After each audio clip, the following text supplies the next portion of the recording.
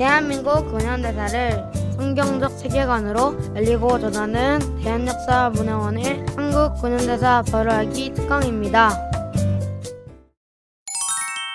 건국의 걸림돌, 공산주의. 지난 시간에는 대한민국 건국의 걸림돌, 좌우합작에 대해 공부하면서 좌우합작의 진실은 좌익 세력이 공산주의 국가 건국을 위해 내민 위장 전술로 자유대한민국 건국을 방해한 건국의 걸림돌이었음을 확인했습니다. 오늘은 대한민국 건국의 걸림돌이었던 좌우합작의 뿌리, 공산주의에 대해 알아보겠습니다. 해방 당시 전 세계는 공산주의 열풍이 불고 있었고 한반도도 예외는 아니었습니다. 북한은 말할 것도 없고 남한에서도 공산주의 열풍은 대단했습니다. 1946년 미 군정청 조사에 따르면 38선 이남에 사는 사람들의 78%가 사회주의와 공산주의를 지지했다고 하니 그 당시 공산주의 열풍이 어느 정도였는지 짐작이 됩니다. 그런 분위기에서 남한에는 좌우합작의 바람이 불어닥쳤고 이승만 박사는 그에 맞서 공산주의와 공존은 절대 불가능하다. 공산주의와 맞서 싸워야 한다라며 공산주의와의 좌우합작을 끝까지 반대했습니다. 이승만 박사는 왜 공산주의와의 연합을 그토록 반대한 것일까요? 그 이유는 이승만 박사가 1923년 태평양 잡지에 발표한 공산당 당부당에 잘 나와 있습니다. 이 박사는 이 글에서 공산주의를 원래 자유롭게 되기 원하는 인간의 본성을 거역해가며 국민을 지배하려는 사상이라고 비판했습니다. 공산주의가 사람들에게 자유를 줄 것처럼 말하지만 실상은 자유를 빼앗아 노예로 만드는 악한 사상이라는 것을 이 박사는 정확히 파악하고 있었기 때문에 공산주의와 연합을 절대 용인할 수 없었던 것입니다. 자, 이제부터 공산주의가 무엇인지 살펴보겠습니다.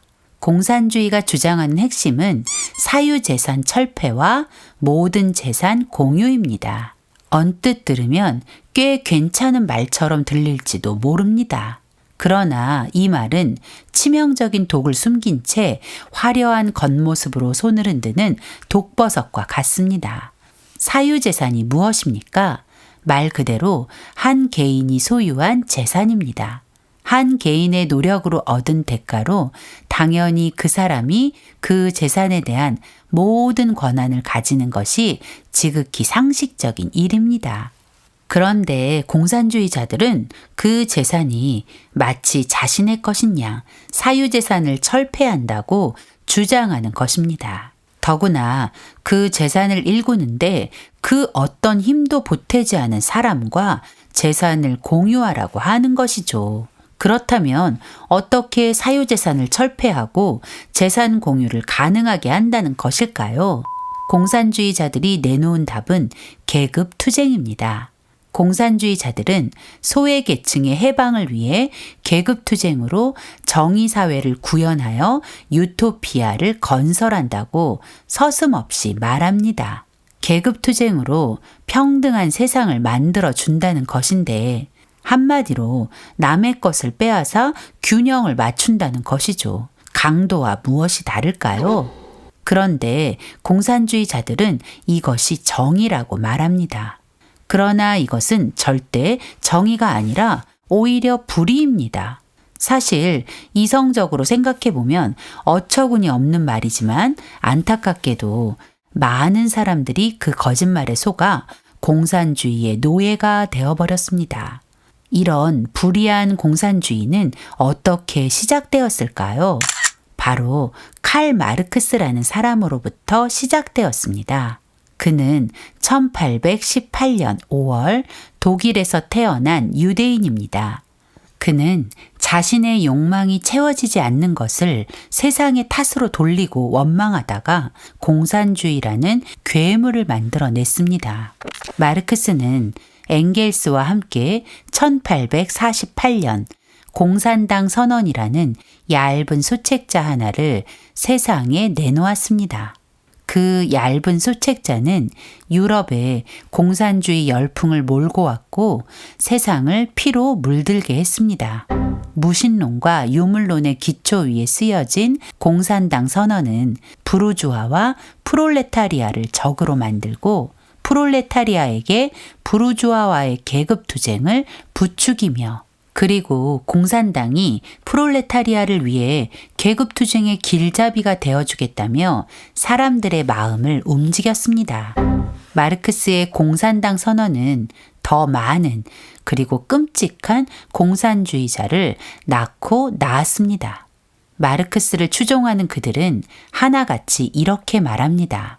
노동자, 농민, 무산계급자, 프롤레타리아를 위해 혁명을 하자. 부르주아 계급을 타도하고 사유재산 제도를 폐지해서 사람 위에 사람 없고 사람 밑에 사람 없는 부자도 가난한 사람도 없는 평등한 세상을 만들자. 부자를 없애고 사유재산을 없애면 평등한 세상이 된다는 것이죠. 이 말은 새빨간 거짓말입니다. 사실 이 공산주의자들의 속마음은 마르크스나 그의 추종 세력 모두 한결같이 자신이 권력을 차지하려는 것입니다. 마르크스는 공산당 선언 제1장 부르주아와 프롤레타리아에서 지금까지 인간 사회의 모든 역사는 계급투쟁의 역사다. 자유민과 노예, 귀족과 평민, 영주와 농노, 장인과 도제, 간단히 말해 모든 억압자와 피억압자는 끊임없는 대립 상태에서 어떤 때는 은밀하게 어떤 때는 노골적으로 쉴 새 없이 싸웠다라며 인류의 역사가 계급투쟁의 역사라는 억지 주장을 합니다. 그의 주장대로라면 흘러간 역사는 지배자와 피지배자가 늘 대립하는 역사였다는 것입니다. 물론 권력을 가진 사람과 지배를 당하던 사람들 사이엔 갈등과 대립이 있었을 것입니다. 하지만 이 세상 모든 역사가 다 그런 것은 아닙니다. 그럼에도 마르크스가 인류 역사를 계급투쟁의 역사로 왜곡하면서까지 강조하는 이유는 자신이 권력을 가지기 위해 자신을 대신할 희생양이 필요했기 때문입니다. 마르크스와 공산주의자들이 노동자를 선동한 방법은 이 그림과 같습니다. 이 그림은 공산주의자들이 노동자들을 선동하기 위해 만든 자본주의 피라미드인데 이 그림의 가장 꼭대기에 서 있는 사람들은 왕이나 통치자, 정치인들, 그리고 경제를 움직이는 자본가들입니다. 이 그림에서는 이들을 이렇게 표현합니다. We rule you, 즉 우리는 너희를 지배한다. 통치자나 자본가, 즉 기존의 권력을 가진 사람들을 노동자를 억압하는 대상, 지배하는 대상으로 프레임을 씌워 노동자들의 적으로 만들어버리는 것입니다. 그리고 바로 아래는 종교 지도자, 즉 기독교 지도자들입니다. 이들에게는 We fool you, 즉 우리는 너희를 속인다 라는 표현을 붙였습니다. 기독교 세계관을 기반으로 살아가던 서구 유럽 사회에서 기독교는 공산주의 혁명의 방해 요소였기 때문에 기독교를 거짓으로 몰아가야만 했던 것이죠. 또 군인들, 공권력을 행사하여 한 나라의 치안과 질서를 유지하는 사람들에게 We shoot at you, 우리는 너희를 쏜다 라는 자극적 문구를 붙여 공권력을 행사하는 이들에 대한 증오를 조장하고 있습니다. 그리고 귀족들과 중산층에게 노동자를 짓밟고 노동자들을 조롱한다는 프레임을 씌워 노동자들을 계급투쟁에 끌어들이는 것입니다. 그리고 노동자들은 이 자본주의를 떠받치고 있는 희생자로 묘사하며 노동자의 피해의식을 부추겨 자신의 처지가 부르주아 때문이라고 믿고 원망하며 분노를 품게 만드는 것입니다. 마르크스와 공산주의자들은 부르주아와 프롤레타리아를 둘로 갈라놓고 노동자들에게 진정한 유토피아를 원한다면 이 모순된 구조를 허물고 부르주아와 맞서 계급투쟁을 하라고 부추기는 것입니다. 마르크스의 계급투쟁 역사는 프롤레타리아 선동을 목적으로 만들어낸 지극히 편협한 억지 논리일 뿐입니다. 마르크스의 공산주의 이론이 실제로 열매를 맺은 것이 1917년 11월 7일 레닌이 주도한 러시아의 볼셰비키 혁명입니다. 볼셰비키 혁명은 최초의 마르크스주의, 공산주의 혁명입니다. 볼셰비키란 러시아어로 다수파 또는 많은 사람을 이르는 말입니다. 러시아 혁명이 일어나기 전 러시아에는 사회주의를 지향하는 정당인 사회민주주의 노동당이 있는데 이 당에는 레닌을 추종하던 세력과 그 반대 세력이 서로를 견제하고 있었습니다. 레닌을 추종하던 세력의 수가 조금 더 많아서 이들을 다수파, 즉 볼셰비키라고 부른 것입니다. 러시아 혁명을 주도한 이들이 레닌과 다수파, 볼셰비키였기 때문에 최초의 공산주의 혁명을 볼셰비키 혁명이라 부르는 것이죠. 레닌은 공산혁명을 통해 노동자들에게 유토피아를 선물하겠다고 했습니다. 하지만 그 말들은 하나도 지켜지지 못했고 오히려 이 공산주의 혁명으로 끔찍한 일들이 벌어지게 되었죠. 자, 지금부터 이 공산주의의 실체를 파헤쳐 볼까요? 공산주의의 가장 큰 특징은 하나님을 부정하는 무신론을 주장하는 것입니다. 그리스도인이 공산주의를 반대하는 가장 중요한 이유가 바로 이것입니다. 이 한 가지만으로도 충분합니다. 공산주의자들은 하나님이 이 세상의 창조주이시며 주권자라는 사실을 부정합니다. 마르크스가 살던 유럽은 기독교 세계관을 기초로 했기 때문에 하나님의 존재는 공산주의 혁명의 가장 큰 방해가 되었습니다. 하나님을 믿는 사람들은 심판을 생각하기 때문입니다. 그래서 공산주의자들은 하나님은 없다고 우기는 것입니다. 마르크스는 사람이 종교를 만들었지 종교가 사람을 만들지 않았다. 종교는 아편이다라고 말했습니다. 마르크스의 말은 기득권을 가진 세력이 그 권력을 유지하려 종교를 만들어서 사람들을 복종시키는 도구로 삼았다는 것입니다. 그리고 기독교는 마약과 같아서 한번 빠져들면 중독되는 것일 뿐이라는 궤변을 늘어놓으며 하나님을 부정한 것입니다. 하지만 하나님은 분명 살아계십니다. 그분은 이 세상을 창조하셨고 이 세상을 운행하시는 만왕의 왕이십니다. 시편 14편 1절과 53편 1절은 마르크스처럼 하나님을 부정하는 사람들에 대해 이렇게 평가합니다. 어리석은 사람들은 그 마음속으로 하나님이 없다고 말합니다. 그들은 썩었고 가증스러운 죄악을 저지른 사람들이며 선을 행하는 사람이라고는 하나도 없습니다. 성경은 하나님을 부인하는 사람을 가증한 사람이라고 합니다. 그런 사람들은 착한 사람이 없다고도 합니다. 맞습니다. 앞으로 보게 될 공산주의자들의 만행을 보면 공산주의는 그들의 말처럼 달콤하지도 상냥하지도 않습니다. 공산주의는 악할 뿐입니다. 그런데 자신을 기독교인이라고 말하는 사람 중에 공산주의를 좋게 평가하는 사람들이 있습니다. 공산주의가 다 나쁜 건 아니야. 공산주의도 처음 시작은 좋은 게 있었어. 이 말은 틀렸습니다. 하나님이 없다고 말하는 공산주의는 처음부터 악한 것입니다. 공산주의자들은 하나님이 없다고 말하면서 하나님 대신 사람을 신처럼 섬기는 우스꽝스러운 짓을 합니다. 이런 모순적 행동의 바탕에는 인본주의가 숨어 있습니다. 이 세상에는 크게 두 개의 세계관이 존재하는데 성경적 세계관 또는 기독교 세계관, 다른 하나는 인본주의 또는 자연주의 세계관입니다. 성경적 세계관은 모든 선택의 기준이 하나님의 말씀이지만 인본주의 세계관은 모든 선택의 기준이 시대마다 또 환경에 따라 달라지는 사람의 말과 생각입니다. 공산주의자들은 철저한 인본주의자들입니다. 그래서 오류가 나타나는 것입니다. 성경적 세계관으로 세상을 사는 사람들은 자신의 생각과 방법대로 살지 않고 오직 하나님의 뜻을 따라 하나님의 방법대로 살아갑니다. 그러나 인본주의 세계관으로 사는 사람들은 사람의 생각이 너무 중요합니다. 그래서 하나님의 자리에 사람을 세우고 숭배합니다.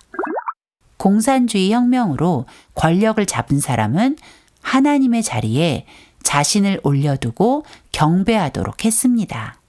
공산주의자들은 이미 오래전에 죽은 마르크스와 엥겔스를 추앙하고 레닌, 스탈린, 그리고 마오쩌둥, 김일성, 김정일, 심지어 살아있는 시진핑과 김정은까지 신처럼 숭배하고 있습니다.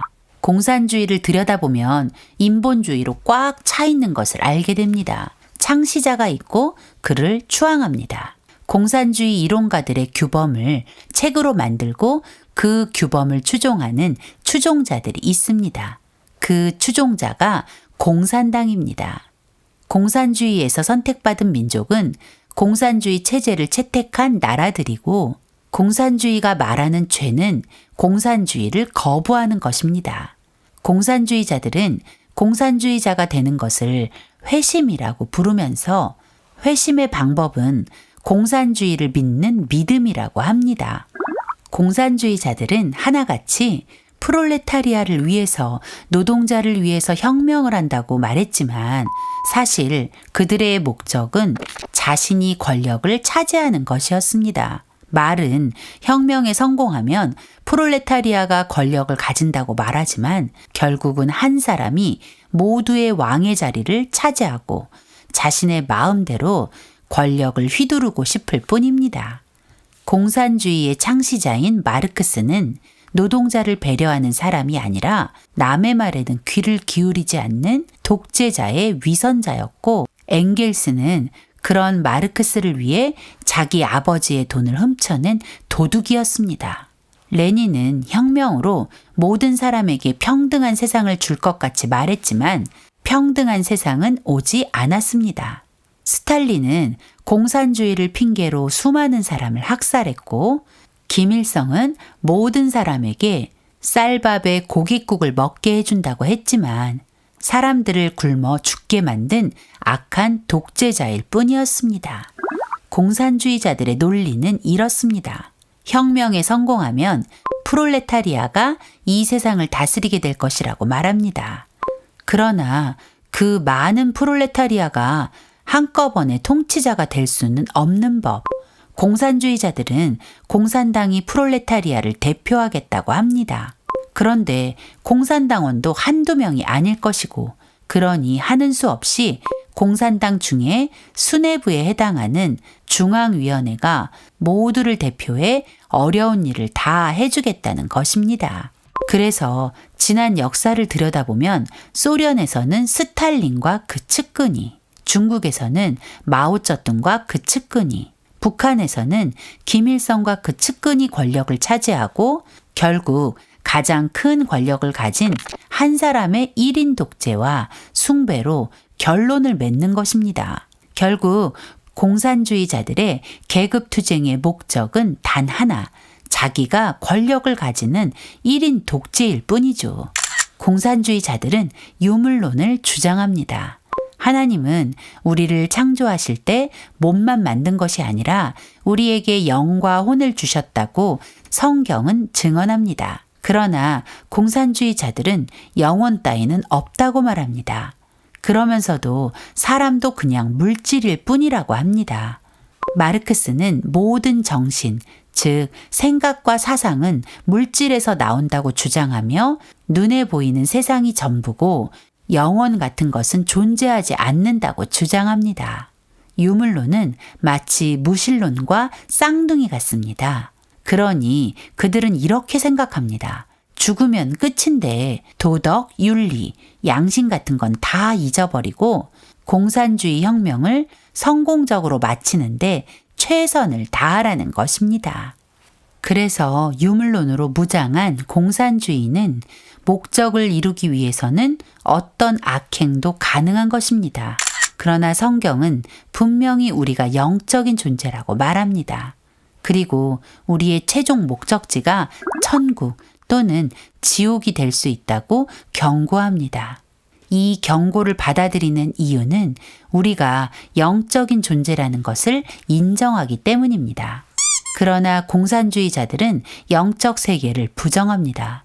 그래서 도덕과 윤리 때문에 공산주의를 떠나지 못하도록 사람들의 눈을 가리는 것입니다. 그러나 분명한 것은 우리의 행위대로 보응을 받는 날이 반드시 온다는 것을 기억해야 합니다. 공산주의는 진화론으로 세상을 속이는 희대의 사기 집단입니다. 사람들은 자주 우리의 근원에 관한 질문을 합니다. 나의 시작, 인류의 시작, 우주의 시작 등 처음에 관한 궁금증이 있습니다. 하나님의 살아계심을 믿는 사람들은 창세기 1장 1절에 기록된 대로 태초에 하나님이 세상을 창조하셨다는 명확한 답을 가지고 있습니다. 얼마나 간단하고 명확한 답입니까? 간단하지만 아주 놀라운 답입니다. 하나님이 이 세상 모든 만물을 창조하셨다는 그 진리를 믿으면 온 우주 만물의 법칙과 운행, 그리고 인류의 모든 역사가 이해됩니다. 그러나 공산주의자들은 이 진리를 부정합니다. 엄밀히 말하면 그 진리를 숨기려고 합니다. 왜냐하면 그들은 하나님이 없다고 주장하기 때문입니다. 공산혁명 이후 아무리 공산주의 사상을 들이밀어도 온 세상이 공산화되지 못했습니다. 그 이유는 창조주에 대한 믿음 때문이었습니다. 그래서 공산주의자들은 사람들이 하나님의 존재를 부정하도록 하기 위해 진화론을 과학이라고 우기며 사람들을 속이고 있는 것입니다. 진화론의 주장은 이렇습니다. 어느 날 아무것도 없던 우주에 고밀도의 입자가 폭발하면서 그 입자 속에 들어있던 모든 것이 일순간 팽창해서 오늘 우리가 사는 세상의 모양을 갖추었다라고 말이죠. 바로 빅뱅 이론입니다. 그리고 이 빅뱅을 통해 갑자기 우연히 생겨난 미생물이 양서류로 또 양서류가 파충류로 그러다가 점점 진화를 거듭하며 유인원으로 그리고 사람이 되었다는 것입니다. 정말 만화 같은 이야기 아닌가요?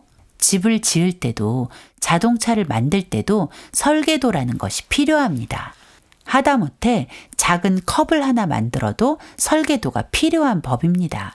그런데 하루 24시간, 밤과 낮, 1년 365일, 12달, 계절과 절기가 한 번도 변함없이 진행되는 이 섬세한 우주의 운행 질서를 우연이라는 말로만 설명한다는 것이 과학일까요? 사실 태초에 하나님이 천지를 창조하시니라 라는 이 말씀만 믿으면 모든 게 다 해결이 되는데 이걸 부정하려니 계속 거짓말만 늘어놓는 것입니다. 그러다가 그 거짓말이 탄로나면 아님 말고 식으로 또 다른 궤변을 만들어내는 것입니다. 이것이 공산주의입니다. 공산주의자들이 아무리 그럴싸한 말로 공산주의를 포장해도 사람들에게 자유를 주지 못합니다. 오히려 사람의 자유를 박탈하는 덫이라는 것을 기억해야 합니다. 오늘은 건국의 걸림돌, 공산주의의 근본적 문제들을 들여다보았습니다. 다음 시간에는 역사 속에 현실로 드러난 공산주의 민낯에 대해 나누어 보도록 하겠습니다.